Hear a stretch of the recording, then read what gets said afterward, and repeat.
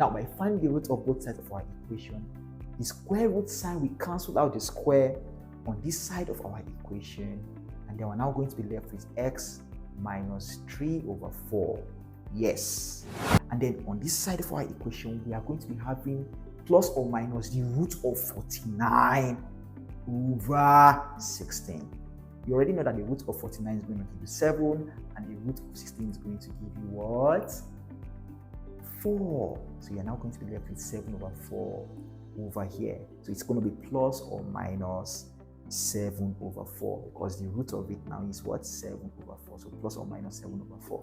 Okay, so our equation will now be x minus 3 over 4 is equal to plus or minus 7 over 4. So finally, let's take our minus 3 over 4 to this side of the equation. If you take your minus 3 over 4 to this side of the equation, you're now going to be left with x is equal to plus or minus 7 over 4 plus, you have what?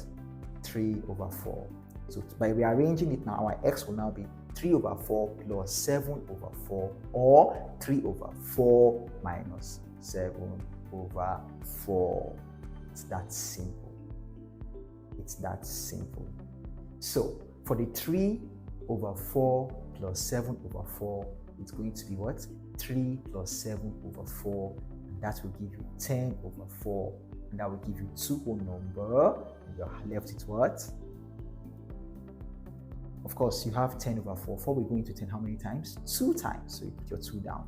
Remember that 2 over 4. So it's going to give you 2 whole number 2 over 4, which is the same thing as saying 2 whole number 1 over 2. Remember, 2 over 4, 2 we go into 2 as 1, and 2 we go into 4 as 2. So your answer there is 2 whole number 1 over 2. That is for 1x. Now the other x, you have 3 minus 7 over 4. Now 3 minus 7 is more or less minus 4.